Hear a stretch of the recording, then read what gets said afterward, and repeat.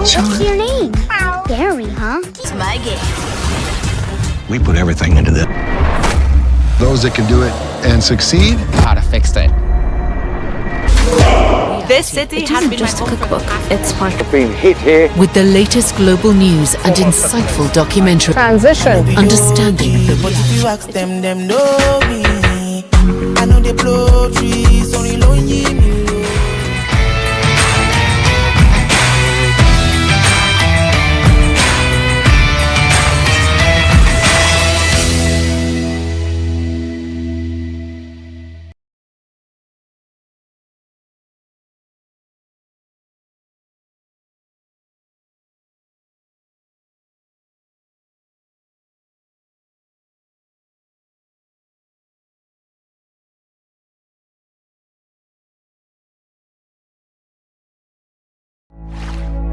Luntha Television, bringing wisdom into your home.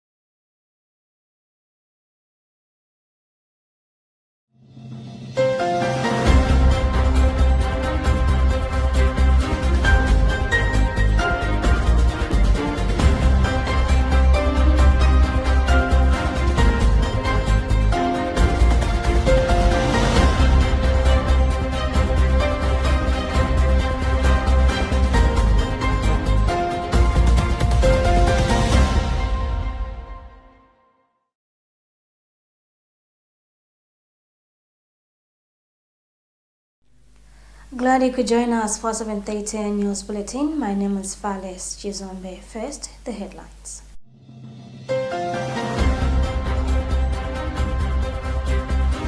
Pope Leo XIV prays for victims of Venezuela earthquake. Government pledges safe repatriation and reintegration support for Malawians, freeing xenophobic violence in South Africa. State lays foundation in Dr. Victoria Bobby murder trial as first witnesses testify. In other news, Ebola outbreak in DR Congo still expanding as death toll reaches 506.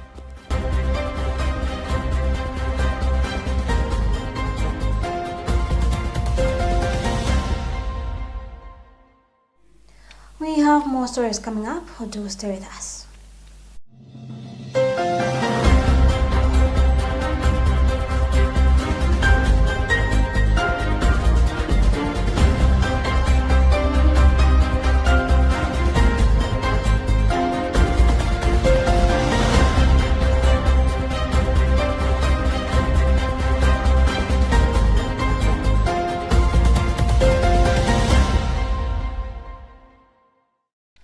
Following the recitation of the Angelus Prayer, Pope Leo XIV expressed his closeness to the people of Venezuela, assuring them of his prayers following the devastating earthquakes that struck the country on June 24th.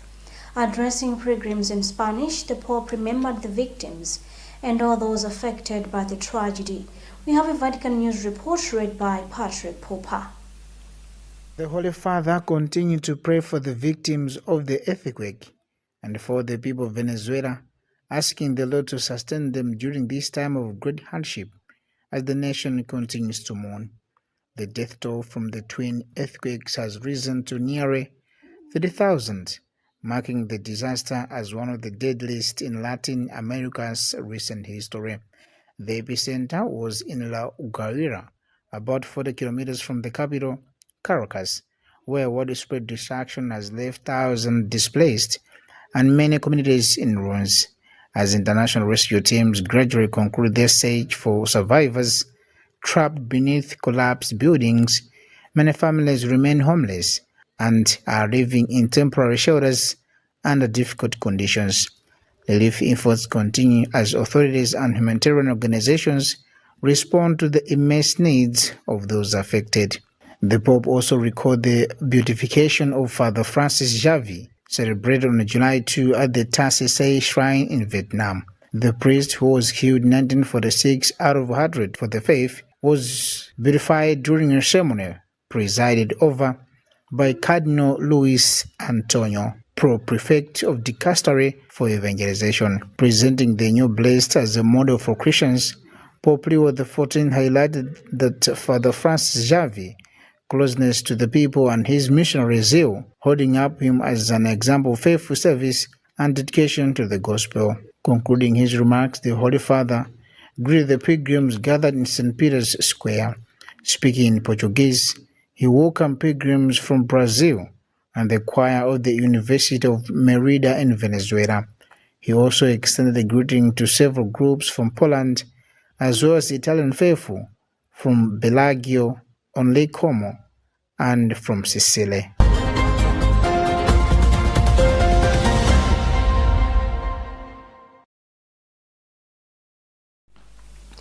Government has reaffirmed its commitment to ensuring that Malawians affected by xenophobic violence in South Africa are repatriated safely and receive the necessary support upon their return home. Minister of Foreign Affairs Dr. George Chaponda made the remarks during the opening of the third meeting of the 52nd session of Parliament, which commenced on Tuesday, July 7th, 2026 and is expected to conclude on July 31st, 2026. Emmanuel Chocha was at Parliament, now reports. Presenting a ministerial statement in Parliament, Dr. Chaponda said the government remains committed to assisting Malawian citizens affected by the xenophobic attacks in South Africa. He emphasized that his ministry, in collaboration with the Department of Disaster Management Affairs, DODMA, is working around the clock to coordinate the repatriation exercise and provide support to returning citizens. The minister added that about 30,000 Malawians have so far returned to the country. I thank the government of South Africa for provided additional buses to facilitate the repatriation. And also we thank Mozambicans, the government, for facilitating transit through Mozambique, but at the same time allowing our people to wait in Mozambique while they bring additional buses. Leader of opposition in Parliament, Simplex Chicholabanda, described the attacks of Malawian in South Africa as unfortunate, noting that many have made significant contributions to the country's economy and called on the government to strengthen diplomatic engagement with the South African authorities while expediting the repatriation of war-affected Malawians to ensure their safe return home. I have made several appeals to government. Number one, to engage government through bilateral talks between ministries of Home Affairs and also Foreign Affairs, where they can reach an amicable solution. Number two is Malawi government to work on a plan, a resettlement plan, where the children that are coming from South Africa should be placed in schools, and those parents that are coming from South Africa should be resettled, and then cushioning measures where they can be able to be supported for them now to start earning a living here. A fresh wave of xenophobic, violent and anti-immigrant protest erupted in South Africa in April 2026.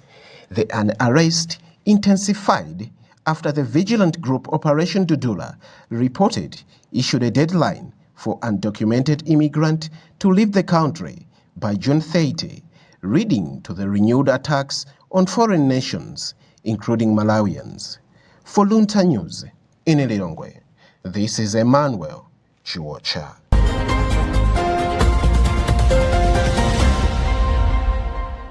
Minister of Health and Sanitation Madaliso Waloi says government is implementing several interventions to improve healthcare delivery, including procuring ambulances, completing stored healthy facilities, and expanding access to essential medical services across the country. Speaking in an interview after responding to questions in Parliament, Waloi said government is working through both the decentralized governance system and support from development partners to address challenges affecting the health sector. Judy Fogan has filed this report. The lawyers said most of the concerns raised by members of parliament centered on the shortage of ambulances in complete health centers and the need to upgrade existing health facilities.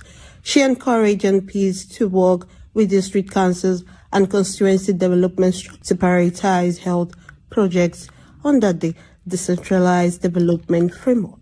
She added that the ministry has already allocated funds in this year's budget for the procurement of ambulances, construction of district hospitals, and pension of maternity services, while also collaborating with development partners to improve access to quality health services across the country. Them were to do with the need of ambulances, the need to complete some of the health centers that are still under construction. Some were stopped. Some are looking for to upgrade some of the health centers that are out there. Paloye further assured Malawians that government is committed to addressing key challenges in the health sector, including equipping the northern region's dialysis unit, where infrastructure has already been completed and only the procurement of dialysis machines remains. The minister says government will continue investing in health infrastructure and medical equipment to improve access to quality healthcare services and respond to the growing needs of communities across the country. For Luntha News in Lilongwe, this is Judith Ogad.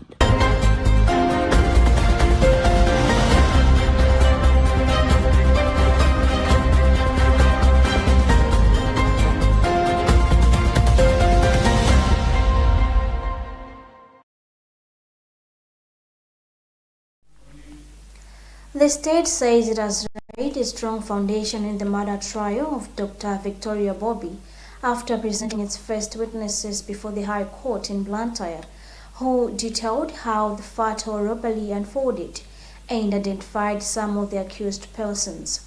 Speaking to Luntha television after Monday's hearing, Principal State Advocate Abdul Limbe expressed satisfaction with the proceedings, saying the prosecution had successfully opened its case through testimony of two key witnesses. Constance Kantemeni has filed this report. The trial opened with testimony from Dr. Bob's husband, who recounted the events of the night armed attackers forced their way into their home, fatally attacking his wife during the robbery. According to Limbe, the witness's testimony helped establish the sequence of events leading to the killing. The prosecution also called neighborhood chairperson Jimmy Kanyelele, who confirmed that a robbery had taken place and told the court he encountered some of the suspected attackers while responding to the incident. Limbe said both witnesses had previously identified some of the accused during police crime scene demonstrations, evidence he believes strengthens the prosecution's case as the trial progresses. Him to state everything that happened at his home, especially on this material day when these particular vandals came to his house, broken into the house, and he killed the wife. So as a state, we have managed to establish that particular aspect in a way that we just wanted him to lay down that information, and the other witness who came by the name of Jimmy Kanyerere, he also came to just corroborate that indeed on that particular night there was a robbery that went into that went wrong to the extent that the doctor was killed. Dr. Victoria Bobby, a senior consultant at Queen Elizabeth Central Hospital and a lecturer at Kamuzu University of Health Sciences, was killed during a robbery at her home in Chigumla Township, Blantyre, in November last year. For Luntha News, this is Constance Kamtemen.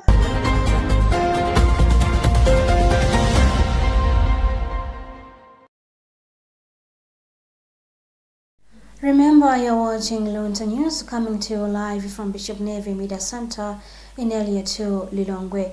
Before we proceed, another look at the headlines.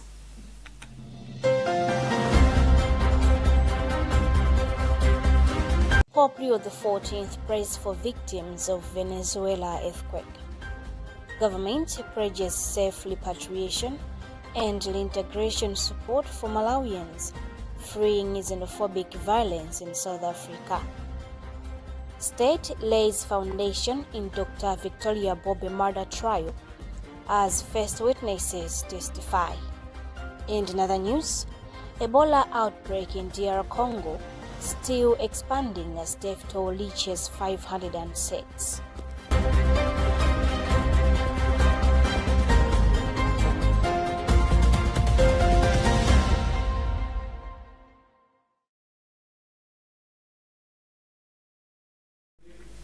Moving forward, the Malawi Local Government Association MAGA and National Advocacy Platform NAP have urged Parliament to demand accountability from the executive over delays in disbursing constituency development fund allocations and other transfers to local authorities, saying the delays are affecting implementation of development projects and service delivery across the country.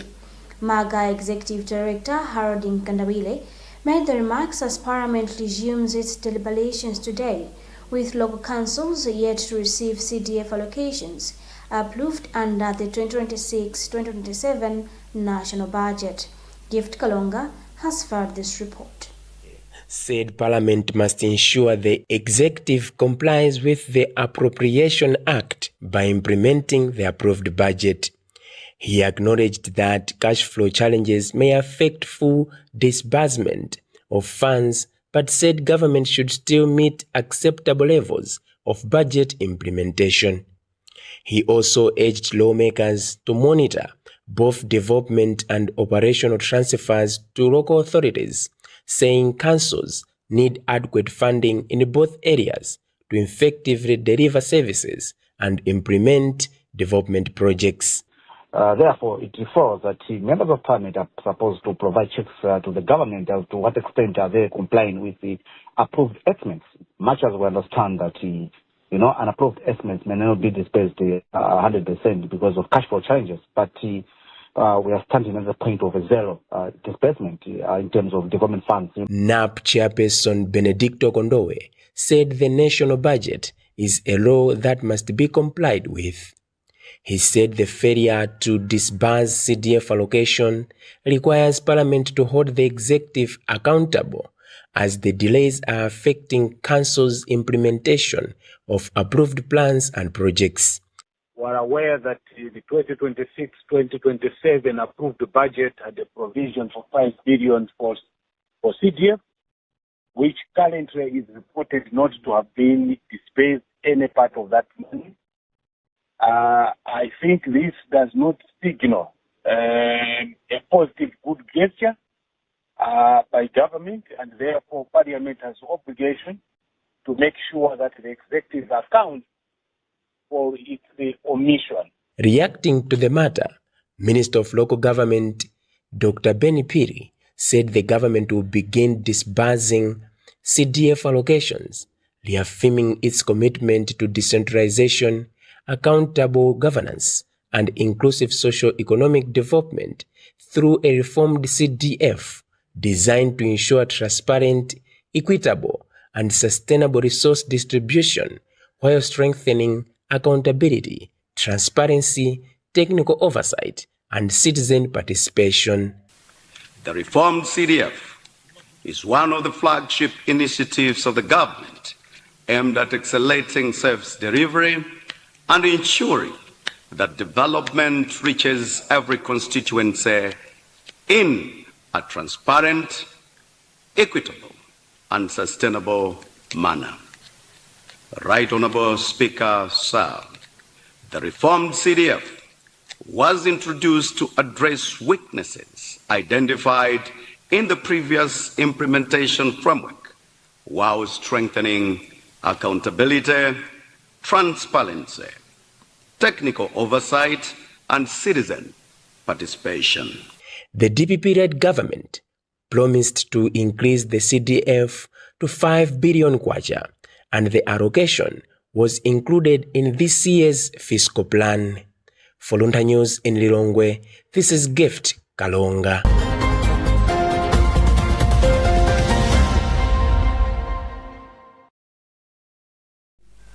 Habitat for Humanity Malawi has urged citizens to embrace interlocking soil stabilized bricks as low-cost and climate-friendly alternative for constructing houses for vulnerable households in both rural and urban areas.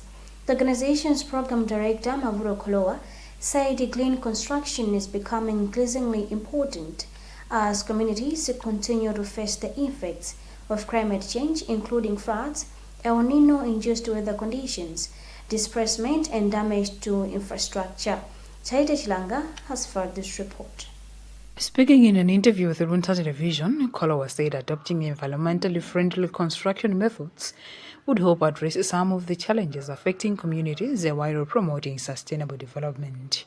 He said Habitat for Humanity Malawi has already applied the technology and disaster recovery programs, explaining that under its Cyclone Freddy Impact project, the organization constructed more than 90 houses, with 16 of them built using interlocking soil-stabilized blocks. Kolowa said the bricks provide an alternative to burnt bricks, whose production contributes to deforestation and increased charcoal use, adding that the shift towards sustainable construction can help protect forests, support rainfall patterns, improve agricultural production, and contribute to Malawi's energy goals. It is very important because we are in the construction industry as well, although we are in a government organization, but we are building houses for rural and most vulnerable people in rural communities as well as in urban settings. And also in particular because today we are going to showcase some of the environmentally friendly products that we are promoting in the communities. We have the interlocking soil stabilized bricks that we would like to showcase to the nation, but also to the government, because with the issues of climate change, we also need to be environmentally friendly in our products for construction. Habitat for Humanity Malawi is currently implementing programs in nearly 7 districts and operates an interlocking brick production plant in Blantyre as part of efforts to promote affordable and sustainable housing solutions.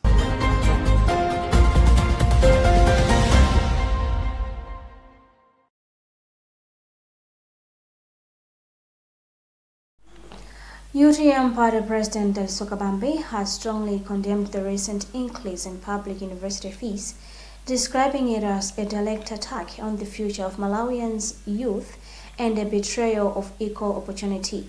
Speaking during a press conference in Lilongwe today, Kabambe said the issue goes beyond tuition cost, warning that it touches on every foundation of fairness and access in the country.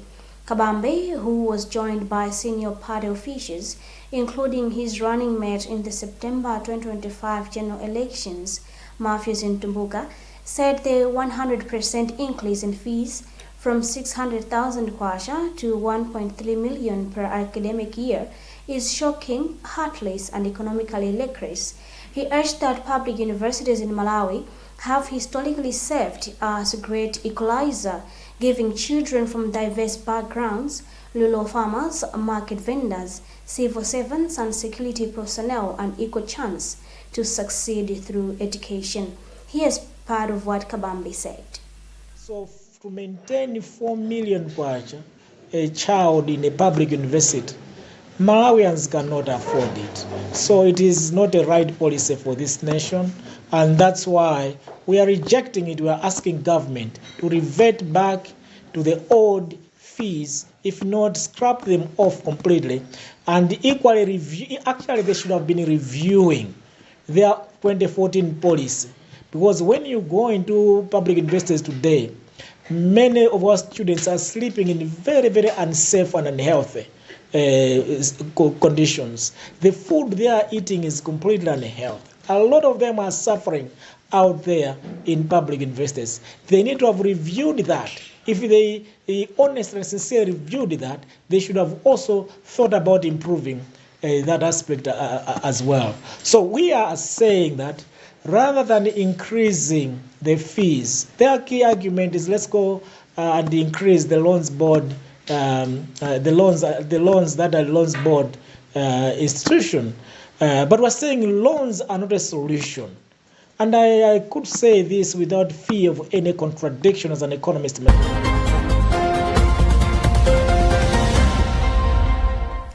A student from the Natural Resources College NRC campus of the Lilongwe University of Agriculture and Natural Resources, Naomi Mbeye, has raised concerns over the impact of the recent university fee hike, saying the increase may disadvantage students who are not eligible for government loans. Mbeye says while the government has indicated that students can access loans to help meet the increased fees, not all students in public universities qualify for the support.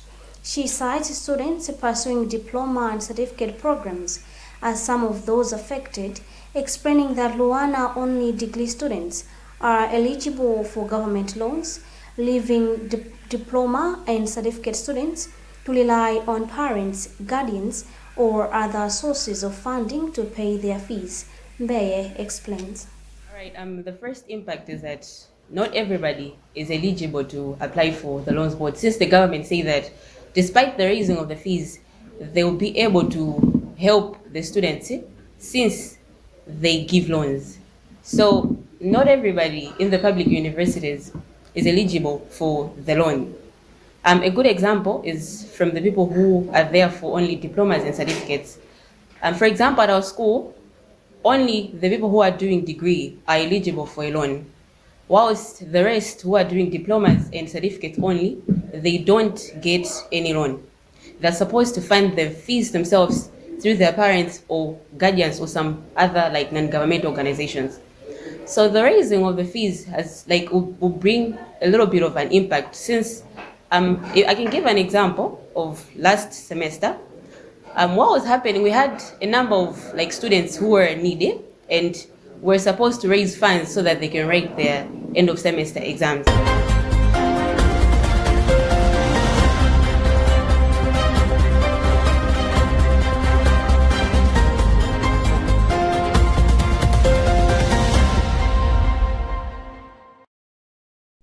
And in other news, the Ebola outbreak in the Democratic Republic of Congo has not yet stabilized and continues to expand, according to the World Health Organization. The country has confirmed 1,561 cases, including 506 deaths, in what is the worst ever outbreak of the layer Bugando strain of Ebola, for which there is no prevention or treatment or cure. We have Luda's report read by Patrick Popper. World Health Organization representative in the Democratic Republic of Congo, Dr. Annie Ansha, said the outbreak remains in its expansion phase and cannot yet be described as stabilizing. She said Ebola treatment centers are facing significant pressure, with some facilities operating at around 90% capacity, limiting their ability to manage new patients. Dr. Ansha also highlighted the mining town of Mongombalu as an area of concern, where infected workers are traveling to other regions instead of seeking treatment locally, contributing to the spread of the disease. She added that population movements, persistent insecurity, and the fragile health system continue to undermine efforts to contain the outbreak. Health authorities and international partners are continuing response efforts, but the World Health Organization says major challenges remain before the outbreak can be brought under control.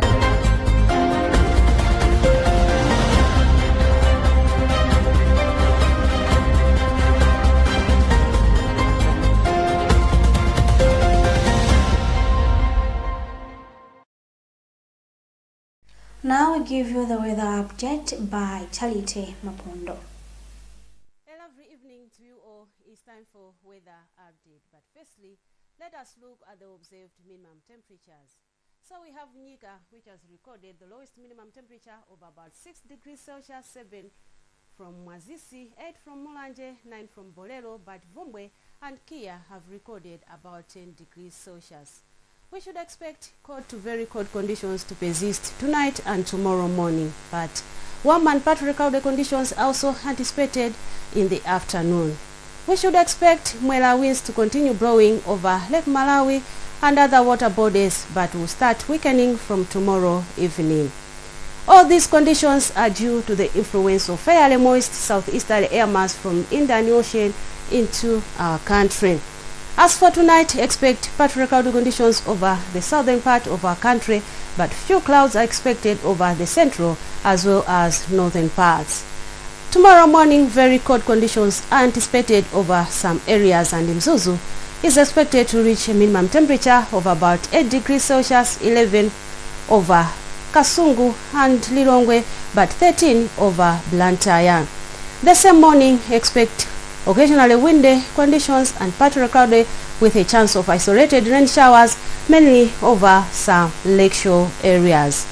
In the afternoon, warm conditions are expected over most areas. In Chitipa and Karonga will reach a maximum temperature of about 25 degrees Celsius, 22 over Mzuzu, 27 over Kota, but in Gabu will be a bit hot and will reach a maximum temperature of about 29 degrees Celsius. We should also expect windy and partly cloudy conditions over the southern, central, as well as northern parts of our country. Looking into Thursday, we should expect partly cloudy conditions with a chance of isolated rain showers, particularly over the lakeshore and southern parts of our country. Thanks for watching. I'm Charity Mapondo. Be wise, be weather-wise.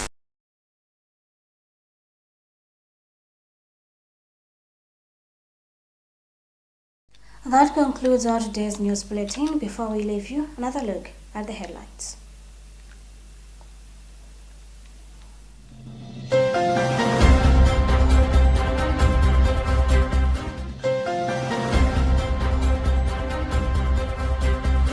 Pope Leo XIV prays for victims of Venezuela earthquake. Government pledges safe repatriation and reintegration support for Malawians, freeing xenophobic violence in South Africa. State lays foundation in Dr. Victoria Bobby murder trial as first witnesses testify. And in other news, Ebola outbreak in DR Congo still expanding as death toll reaches 506.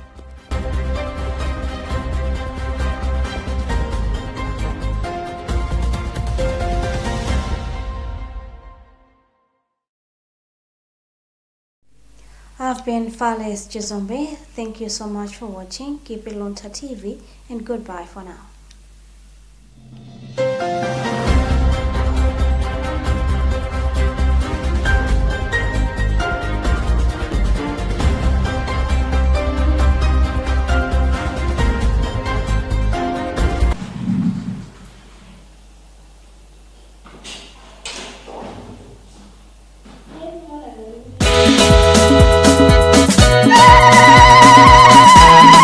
One 125 years ago, the Catholic faith took permanent root in Malawi. What began as a small missionary presence grew into a vibrant church that continues to proclaim Christ across the nation.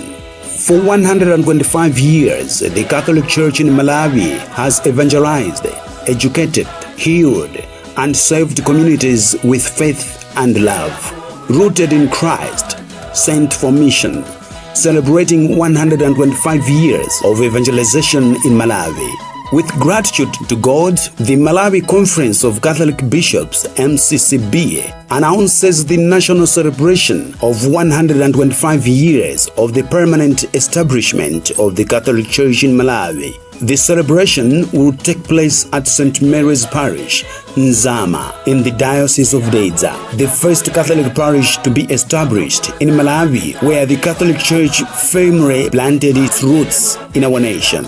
This jubilee calls us to deepen our identity as missionary disciples rooted in Christ and sent forth for mission.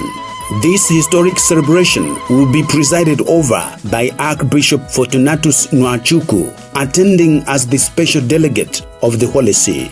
We also appeal to all Catholics and people of goodwill to support this celebration through prayer, participation, and material support. You may send your contributions to National Bank of Malawi, MCCB Pastoral Anniversary, account number 101-434-7891, or Centenary Bank, MCCB Pastoral, account number 925-37